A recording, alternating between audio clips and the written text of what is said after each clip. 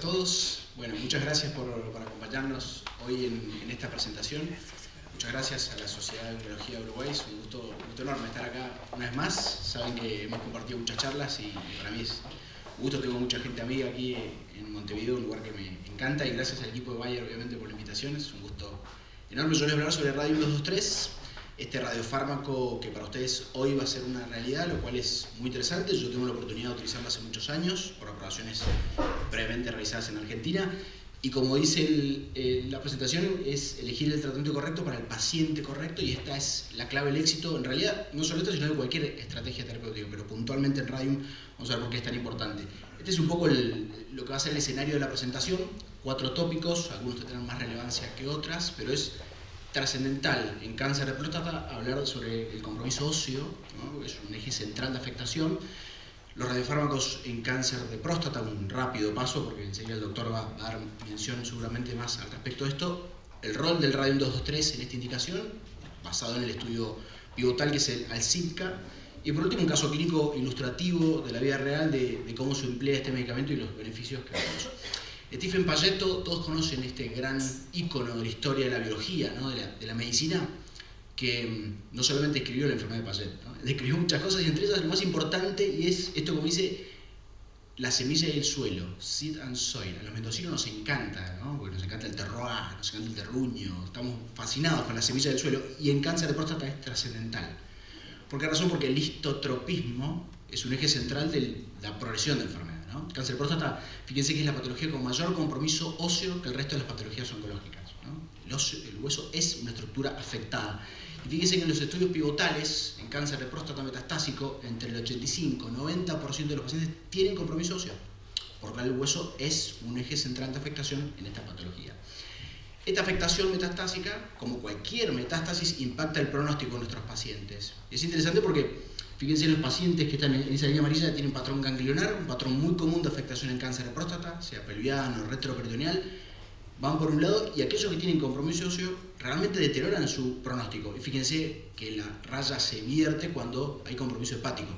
El hígado, sin duda, es el órgano más complejo, y a tal punto que en los ensayos clínicos la afectación hepática es un criterio de estratificación, porque claramente es un paciente que va a morir rápidamente por su enfermedad. Fíjense que el compromiso óseo se asemeja al compromiso pulmonar, o sea que es una enfermedad no visceral, pero que tiene un comportamiento en algún punto pronóstico similar a un compromiso visceral como el pulmón, lo cual es importante, es muy relevante. Y esto es trascendental porque veo muchas veces comunicación al paciente con su cáncer de próstata y metástasis ósea, y se le dice al paciente: búscate tranquilo, te va a morir cualquier cosa menos de esta enfermedad. Cuidado, porque muchos de nuestros pacientes, como decía recién Laura, van a morir por esta enfermedad. Indiscutiblemente van a ser su principal causa de muerte. Y este daño óseo no solo lo genera la enfermedad, no solo la metástasis se genera por la propia enfermedad, sino nosotros, con las terapias que empleamos cotidianamente, generamos daño óseo. Miren cómo se altera la densidad mineral ósea con el uso de agonistas LHRH. Este cambio abrupto, ¿no? Claramente hacemos que nuestros pacientes estén osteoporóticos. Y no solo eso, sino que hacemos que se fracturen más. Miren la incidencia de fracturas con hormonas de última generación. Son espectaculares, son un standard of care, es lo que utilizamos día a día, pero aumentamos el riesgo de fractura. Por ende, nos tenemos que hacer cargo de eso. Entonces, es una enfermedad que está afectada a nivel óseo por la misma biología, pero por otro lado, por lo que nosotros hacemos con los pacientes con las terapias. Por lo cual, esta teoría de seed and soil es trascendental para entender que nuestros pacientes, cuando afecten su hueso, están expuestos a tener la principal complicación que va a alterar la calidad de vida de ellos, que es el evento esquelético relacionado. Esta cantidad de variables que pueden presentarse, como una fractura, necesidad de radioterapia, necesidad de intervención quirúrgica y demás, que indiscutiblemente alteran la calidad de vida, no solamente en este sentido, sino que acortan la vida de nuestros pacientes. Y esto se da estrictamente en la enfermedad refractaria a la castración. Esto no se da en el periodo sensible usualmente, se da en la enfermedad refractaria. Miren la incidencia de eventos esqueléticos relacionados en cáncer de próstata. Aproximadamente la mitad de los pacientes con metástasis óseas van a tener algún evento esquelético en el transcurso de su vida. Por lo cual, bueno, esto es algo importante. La mitad de nuestros pacientes van a deteriorar su calidad de vida por un evento de estas características. Y esto también impacta en el pronóstico. Miren la diferencia significativa en el pronóstico. En celeste, aquellos que tienen un evento esquelético relacionado versus aquellos que no lo tienen. Por lo cual, estos pacientes van a morir por su cáncer de próstata metastásico indiscutidamente, ¿no? Cuidado con estos conceptos y hay que saber bien qué paciente estamos tratando. Este impacto no solamente es clínico, sino también económico. Cada vez que se presenta un evento de estas características que deteriora la calidad de vida de nuestros pacientes, implica necesidad de uso y recursos económicos que son muy significativos. Por lo cual, también sumamos variables a esta catástrofe que es la afectación del hueso. Por lo cual, indiscutiblemente hay que poner mucho énfasis en este sentido. ¿Cuál es el patrón de enfermedad ósea en el cáncer de próstata? Bueno, tiene diferentes escenarios. Un primer escenario que es la alteración de la estructura generada por los tratamientos, muchas veces pacientes no metastásicos, ¿no? Como dije recién, pacientes a lo mejor con una enfermedad localizada de alto riesgo o una enfermedad localmente avanzada que está siendo tratada con manipulación hormonal y eso aumenta el riesgo de osteoporosis y el riesgo de fracturas.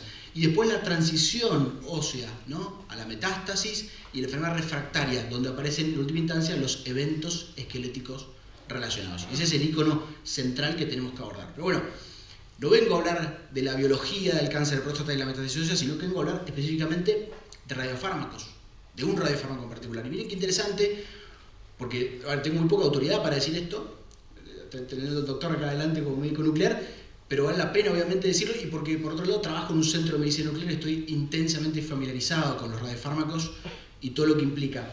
Y fíjense que la historia, gracias a estos dos íconos, sin duda, que fue Röntgen y Marie Curie, pero que permitieron entender un poco la radiofarmacia, entender la radiobiología.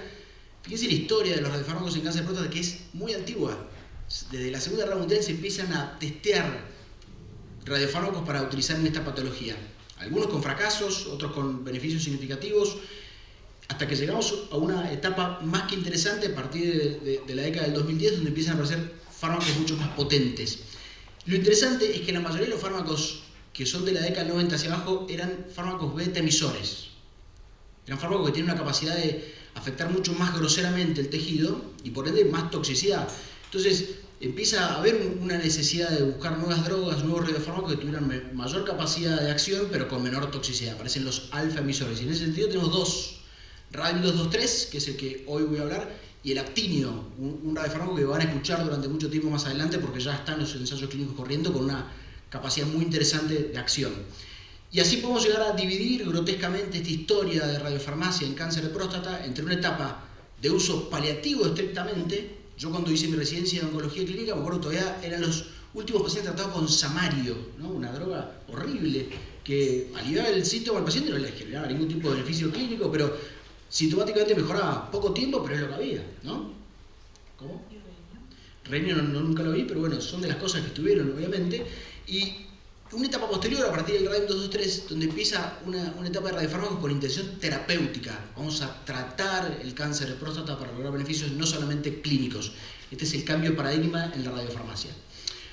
Recién Laura mostró el espectro global que existe en el cáncer de próstata refractario de la castración metastásico, y es obviamente una charla aparte, amerita una charla específica, pero grotescamente, fíjense, de las guías, ¿no? Clásica guía de NCCN, donde es interesante porque divide a las indicaciones en los pacientes que han recibido docetaxel y o alguna hormona última generación, ¿no? Han recibido el periodo sensible, me refiero. Utilizaron una hormona última generación, más o menos docetaxel, solo docetaxel. Entonces un poco se entrecruza esto, y es interesante porque aquellos pacientes que no hayan recibido una hormona de última generación en el periodo sensible deberían recibir la enfermedad refractaria. Ahora, si no han recibido docetaxel, pueden no recibir la enfermedad refractaria. Hay otras opciones. Y es interesante porque coloca el Radium 223 con categoría 1 como una opción válida en ciertas circunstancias. Específicamente cuando hay compromiso óseo exclusivo. Y eso es un poco lo que yo les voy a hablar. ¿Qué es lo que es este alfamisor? Bueno, es un radiofármaco específico que penetra en el tejido, es un calcio mimético, se mete ahí con hidroxiapatita, interactúa osteoblastos, osteoclastos y genera una radiación muy cortita afectando las células tumorales, ¿no? Y esto genera adicionalmente la menor tasa de eventos adversos, lo cual es interesante, ¿no? Muy baja toxicidad, principalmente medular, ¿no? Porque estamos pegados a esta estructura noble. Por lo cual hay un doble mecanismo de acción, una acción primaria que es citotóxica, que lo que hace es romper la doble cadena de ADN, a diferencia de un beta emisor que rompe una cadena, hace una ruptura simple, esta rompe las dos cadenas de ADN, lo cual es interesante. Y por otro lado interactúa con ese microambiente tumoral, con osteoblastos y osteoclastos, y disminuye ese círculo vicioso que se genera con un montón de mediadores, como el RANK ligando, como el MET y un montón de cosas que están interactuando continuamente para promover esa acción metastásica. Así surge el ALSIMCA, que es el estudio de fase 3, un estudio randomizado que incluyó casi 1000 pacientes con enfermedad metastásica refractaria a castración y compromiso óseo exclusivo. Y es importante porque esta selección es trascendental, es un radiofármaco calcio-mimético, no hay que olvidarse esto, no es como el lutecio, ¿no? Esto es específicamente para actuar en el hueso, ¿no? Y esta condición, fíjense que permitió incluir pacientes con compromiso ganglionar. Esto es interesante porque ese patrón ganglionar que les mencioné recién, que tiene mejor pronóstico que el resto, debería incluirse si fuera viable, pero esos ganglios no tienen que tener más de 3 centímetros. Esto es importante porque muchas veces al momento de las aprobaciones por parte de los prestadores dicen no, si tienen compromiso ganglionar no lo autorizamos, y no es así. En realidad, si hay ganglios es una indicación viable siempre y cuando tengan ese tamaño y por otro lado no sea un patrón ganglionar activamente progresivo. Esto es importante ya desde la clínica, porque yo soy un ganglio que está creciendo, a lo mejor dentro de 6 meses el ganglio está en el doble tamaño, así que cuidado con esto, pero entender que no es una exclusión el compromiso ganglionar. Este estudio randomizó este radiofármaco versus placebo, básicamente la droga elegida por el investigador, que eran un montón de opciones en ese momento. Y objetivo primero fue nada más ni nada menos que impactar en supervivencia global. Y esto es así porque en ese momento había una necesidad insatisfecha de drogas que impactaran la supervivencia global. Lo único que había era docetaxel, ¿no? A través del TAX 327, que lograban un impacto en la supervivencia global, por lo cual empezaron a aparecer drogas como la encerotomía y abiraterona que también buscaban este objetivo primario. Y un montón de outcomes secundarios que les voy a mencionar para ver lo que consiguió este estudio. Esto se publicó en New England hace ya casi 12 años, ¿no? Lo cual es interesante saber que tiene una historia de fondo que es más que significativa. Hoy se está aprobando aquí en Uruguay, pero ya tiene su bagaje, tiene su historia más que relevante con un montón de información. Siempre es importante analizar la población de pacientes incluidas en los ensayos clínicos. Esto es muy importante porque a veces se asemeja a la práctica clínica, ¿no? Y la verdad que son pacientes muy característicos de este escenario. Son pacientes que tienen principalmente pocos o síntomas leves, y esto es importante en su predominio. No son pacientes deteriorados clínicamente, es una población en buena condición, preferentemente con un compromiso metastásico de alto volumen, básicamente mayor a 6 metástasis, esta clasificación que conocemos de los estudios Charted, por ejemplo, donde hablamos de volumen, cuando tiene más de 4 lesiones. Bueno, debería pensarse en este escenario. Quizás extremos son el superscan o el paciente tiene menos de 6 lesiones metastásicas, son extremos y quizás son los que no tengan tanto beneficio. Y aquellos pacientes que hayan o no recibido radioterapia es un aspecto también relevante. Fíjense que en el estudio se vio que la mitad de los pacientes habían recibido docetaxel previo al uso del radium y la mitad no lo habían recibido, lo cual es importante porque tenemos una población mixta al momento del análisis. Este es el objetivo primario, claramente positivo, consiguió su objetivo el ALSIMCA, que fue prolongar la vida de nuestros pacientes. Supervivencia global superior, disminuyendo el riesgo de mortalidad en un 30%, lo cual es algo más que importante en este tipo de pacientes, ¿no? Y fíjense, cuando miramos el forest plot, el beneficio es para todas las subpoblaciones de pacientes. Uno puede hacer análisis finos, y siempre lo hacemos y nos encanta hacer eso, ¿no? Sin sacar conclusiones definitivas porque, bueno, son análisis subgrupos, pero si uno mira un poco esto, ve que los pacientes que tienen menos metástasis son los que quizás menos se benefician, ¿no? Menos de 6 metástasis, fíjense cómo toquetea la línea de no efecto. Y por otro lado, si uno mira a los pacientes que quizás más se beneficien, son los que tienen fosfatasa alcalina alta, ¿no? Miren arriba cómo se desvía esa población que claramente tiene un turnover óseo más que importante y se beneficia con el uso de este radiofármaco exclusivo. El uso de esta droga depende de la dosis, y esto es trascendental. El número de ciclos empleados impacta en la supervivencia. Este estudio demostró también de que si yo logro hacer más de 5 ciclos, el paciente tiene más beneficio en la supervivencia global. Y esto es lógico, obviamente estoy actuando en una matriz que requiere acción continua, es una radiodosis que voy a administrar en ese lugar y requiere sostenimiento de esa dosis. ¿Y por qué razón los pacientes suspendían? ¿Por qué razón hay pacientes que no alcanzaron a conseguir las 5 o 6 dosis? Sepan que no es por toxicidad, porque es una droga que tiene muy baja chance de efectos colaterales. Yo creo que es por una mala selección de pacientes. Los pacientes que no llegan a cumplir las dosis requeridas es porque esos pacientes están deteriorados muchas veces y progresan en el transcurso de la terapia, por lo cual el eje central es la selección del paciente. Por eso los pacientes que tienen mejor condición clínica, que son oligosintomáticos, son quizás los que tienen la ventana de oportunidad terapéutica. Este es el estudio Reassure, es un estudio presentado en ASCO ahora, de 2025, nada más que ni menos que Oliver Sartor, unos íconos de la historia del cáncer de próstata. Es un estudio de Real World Evidence que documentó la historia con más de 1.400 pacientes con el uso de Radium-223, y fíjense qué interesante, porque está publicado ahora, en este momento, y después de todos estos años sigue manteniendo este beneficio en la supervivencia global equivalente a lo que demostró Alzheimer, ¿no?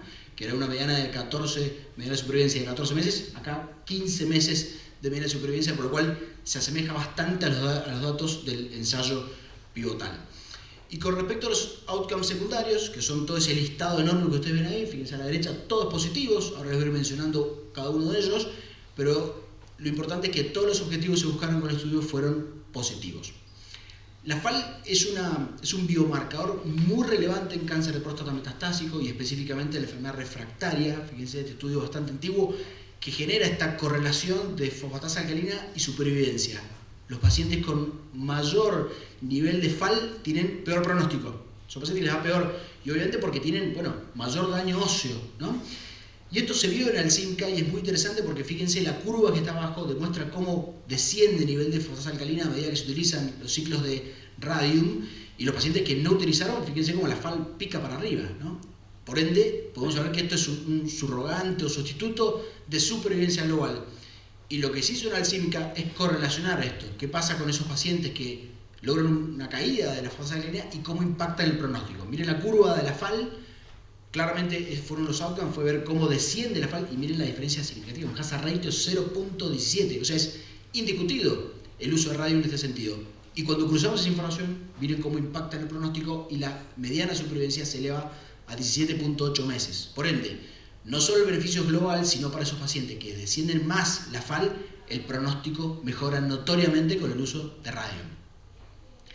Y el LDH es otro marcador serológico interesante que nos habla un poco más de una enfermedad más indiferenciada, una enfermedad más agresiva. Y esto es muy típico en la enfermedad refractaria, cuando esa enfermedad empieza a cambiar, empieza a tener esa pérdida de hormonodependencia, empieza a aumentar el LDH, empieza a aumentar esa condición de hormonorefractariedad natural nativa. Y fíjense también de este estudio que se ve que los pacientes con LDH aumentadas tienen mucho peor pronóstico. Bueno, Alzheimer también demostró esto, que los pacientes que disminuyen LDH mejoran su supervivencia y de manera notoria. Miren qué interesante cómo bajando el LDH, que no es quizás un objetivo primario, pero se consigue absolutamente, logramos impactar en la supervivencia global. PSA, la verdad, es una cosa que a mí no me seduce en la enfermedad refractaria. Sepan que no es un elemento tan importante en la enfermedad refractaria como la enfermedad sensible. Y aquí hay que tener mucha precaución porque muchas veces se toman decisiones solo por el movimiento del PSA. El PSA en la enfermedad refractaria tiene poco peso específico, pero sin embargo en Alzheimer se demostró que tratar la enfermedad metastásica ósea logra un descenso del antígeno prostático, aunque no sea nuestro objetivo primario. Pero esto sí es importante, retrasar el tiempo al primer evento esquelético relacionado. Como les dije recién, el hueso es el tejido enfermo y esta es la catástrofe que tiene esa estructura, el evento esquelético, por lo cual si yo retraso este evento logro mejorar esencialmente la calidad de vida de nuestros pacientes. Y esto tiene que estar acompañado de soporte óseo, indiscutidamente. Usar bifonatos o inhibidores del RANK como denosumab son herramientas naturales y deben ser empleadas siempre en nuestros pacientes con enfermedad refractaria y metástasis. Pero en una enfermedad sensible, muchas veces también vemos este error, usar bifonatos, denosumab en la enfermedad metastásica sensible, eso está mal. Eso hay que usarlo en este escenario, enfermedad refractaria. Fíjense que el estudio Alzheimer, cuando iniciaron con protección ósea, tuvieron un beneficio significativo versus aquellos que no lo tuvieron, por lo cual esto es un estándar. Cuando hablamos de radium, hablamos a la vez de manera paralela de un agente de protección ósea del que tengamos a disponibilidad. Miren cómo impactamos en la calidad de vida, claramente mejoramos el beneficio de nuestros pacientes, grotescamente, no hace falta analizar esto, y en todos los cuestionarios de calidad de vida el beneficio es absoluto para el uso de radium, ¿no?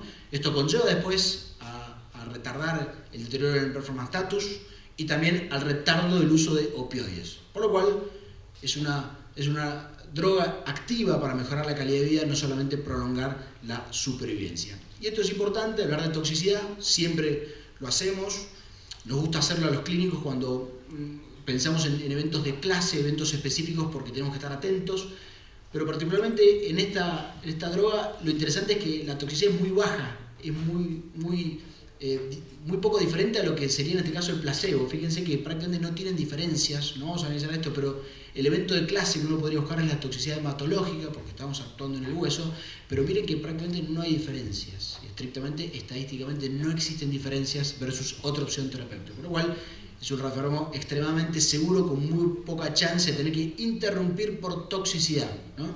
Este es un poco lo que yo les decía más temprano. Por lo cual, para mí, y en términos generales, ¿cuál es el paciente óptimo para utilizar Xofigo? Bueno, es un paciente que yo tengo la necesidad de optimizar su calidad de vida, tengo que extender su supervivencia y tengo que pensar que ese paciente tiene compromiso óseo exclusivo, que no tiene compromiso visceral, obviamente, podría tener compromiso ganglionar, como les mencioné recién, menor a 3 centímetros y no con un patrón progresivo. Y esencialmente, y nos gusta mirar esto, esos pacientes tienen FAL que está aumentada y LDH tendiente a que sea más baja, pero no porque sea excluyente, o sea, puedo usar en otra población, pero este es como el paciente ideal, sepan que es el paciente que mayor beneficio voy a tener. Y principalmente un paciente se encuentra en buena condición. Si yo espero cambiar la historia de un paciente que está en una caída abrupta, que tiene un PS3, y usar un radiofármaco que, por más que sea muy seguro, que tiene muy baja toxicidad, quizás los beneficios a obtener no sean los mejores, ¿no? Esta es la clave del éxito. Y en este caso de un paciente que traté hace muchos años, Carlos, es un paciente hipertenso con sobrepeso, medio irregular en sus controles, pero bueno, tuvo un diagnóstico de un cáncer de próstata localizado de alto riesgo en el 2014, hizo radioterapia más un bloqueo hormonal por 2 años, y entre esos controles irregulares que tuvo en el camino, estaba más preocupado por los vinos que hacía, porque el señor enólogo, que por su propia salud, pero entre eso empezó con dolor óseo, no tuvo otro camino más que volver a la consulta, y en los estudios se vio un aumento del PSA y estudios que demostraban progresión de enfermedad. En ese momento teníamos el PET con carbono 11 colina, todavía no teníamos PSMA, era temprano, año 2017 en ese momento, y ese PET demostró un compromiso de su enfermedad extenso a nivel óseo, ¿no?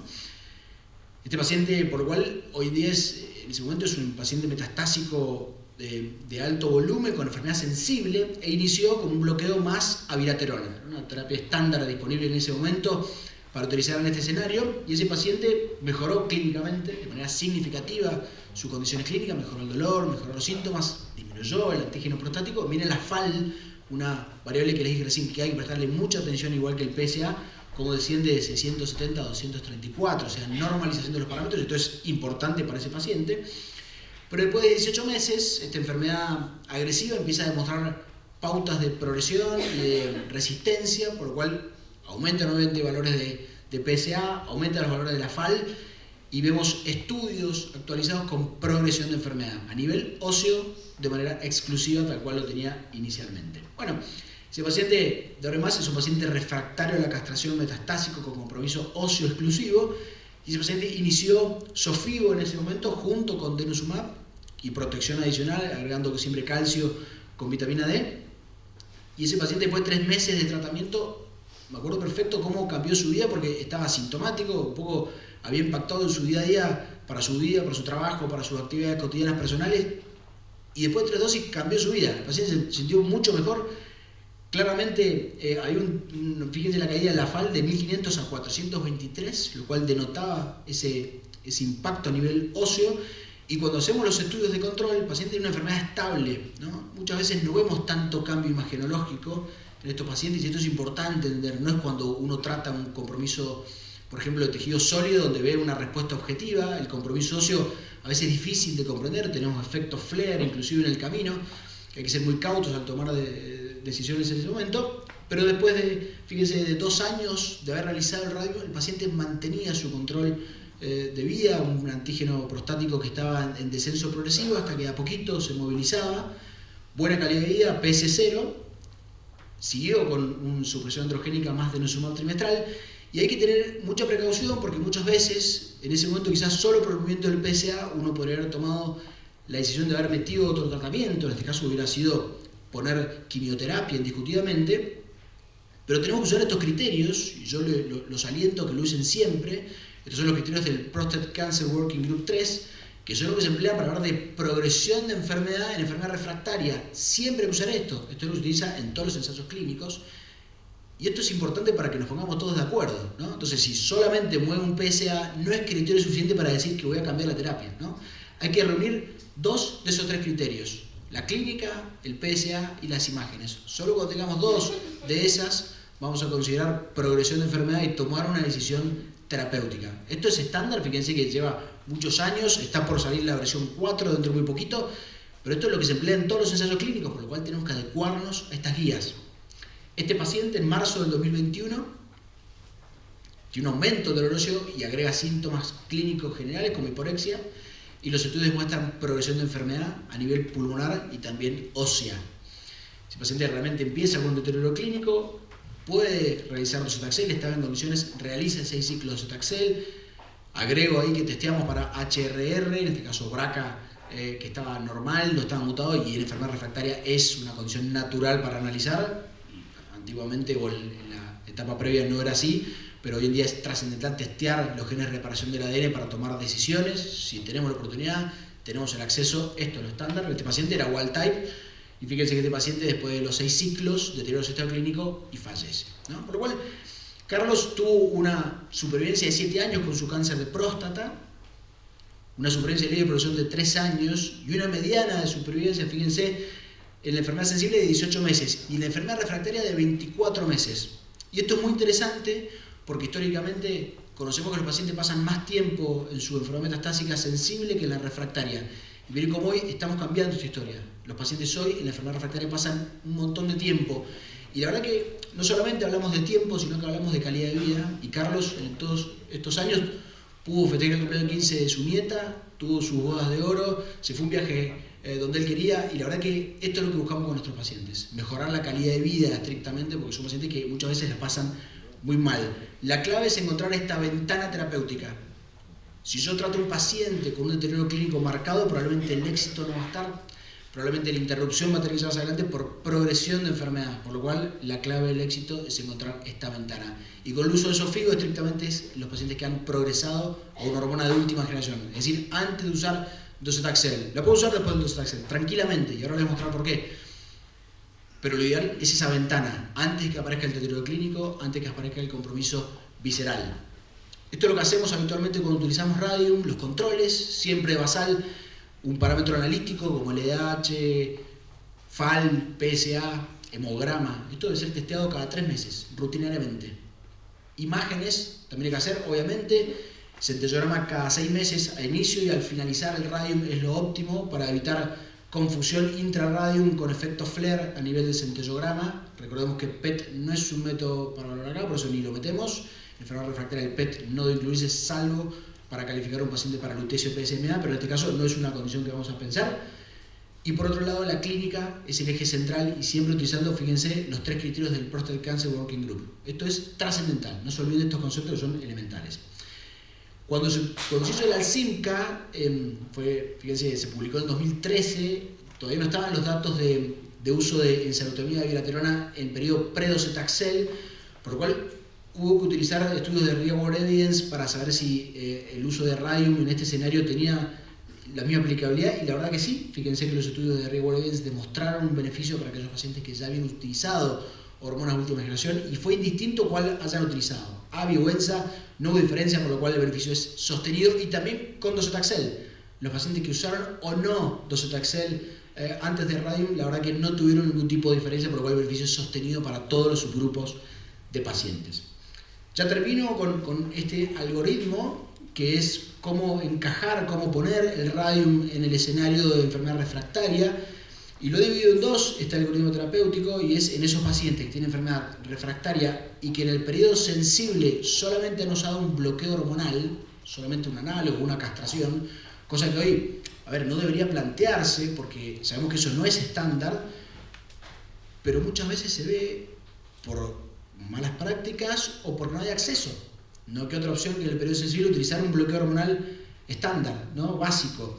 Y eso nos va a trasladar a la primera línea de enfermedad refractaria de las hormonas de última generación, ¿no? Por ende, Radium pasaría al lugar, como ven ahí, de aquellos pacientes que han progresado a la hormona de última generación. Ahora, si nos metemos en una vida más real y lo que tenemos que utilizar de manera estándar, que es usar hormonas de última generación en el periodo sensible, Radium pasaría a la primera línea. Esa es un poco la diferencia que estaría en ese paciente que quizás no sería óptimo por utilizar quimioterapia hoy. Obviamente que la quimioterapia es una opción estándar también, pero si yo creo que el paciente necesita Radium porque tiene compromiso óseo puro, porque no tiene una enfermedad altamente progresiva y quiero respuesta activa, quizás Radium sea la mejor opción en primera línea. Aclaro en este algoritmo que estos son pacientes con ausencia de mutaciones de genes de reparación del ADN, porque esto nos podría llegar a hacer cambiar todo este algoritmo, obviamente, con las terapias que tenemos disponibles para este escenario. Conclusiones: la enfermedad ósea en cáncer de próstata es un hecho fundamental y hay que prestarle mucha atención, y sepan que quienes hacen urooncología o tratan pacientes con cáncer de próstata van a enfrentarse siempre con pacientes con cáncer de próstata y metástasis óseas. El Radium-223 es un radiofármaco que logró sus beneficios sostenidos, no solamente el beneficio en impactar o prolongar la vida de nuestros pacientes, sino también en mejorar la calidad de vida de nuestros pacientes. Y esto es un aspecto más que relevante. Todos los outcomes secundarios que se evaluaron en la CIMCA fueron positivos, por lo cual no solamente es eso, ¿no? Es mejorar todos los objetivos que buscamos. El perfil de toxicidad es realmente espectacular, y quien los hemos utilizado este radiofármaco, sé que hay algunos de ustedes aquí que han utilizado Radium y saben que es un radiofármaco muy seguro, muy interesante en ese sentido. No olvidar la protección ósea, no olvidárselo. Desde el inicio de un paciente que inicia la terapia de supresión androgénica debe ir siempre con protección ósea, aunque sea para osteoporosis y la enfermedad refractaria, para disminuir los eventos esqueléticos. Esto es trascendental, no podemos olvidarnos. Y el paciente ideal, y termino con esto, es el que mencioné recién, ese paciente con compromiso óseo que tiene un alto volumen, que es oligosintomático o está en muy buena condición clínica, sin afectación visceral, obviamente, y principalmente aquel que tiene la fosfatasa alcalina. El objetivo máximo de cualquier estrategia terapéutica recae en seleccionar la mejor opción en el momento adecuado. Esto es clave. Y esa clave la conseguimos trabajando en equipo, con los médicos nucleares, con los radioterapeutas, con los urólogos. Este es el eje central de conseguir el máximo beneficio para nuestros pacientes. No solamente buscar el hazard ratio de la supervivencia global, sino mejorar la calidad de vida de nuestros pacientes. Yo me quedo atento a cualquier pregunta que tengamos después de la presentación. Muchas gracias.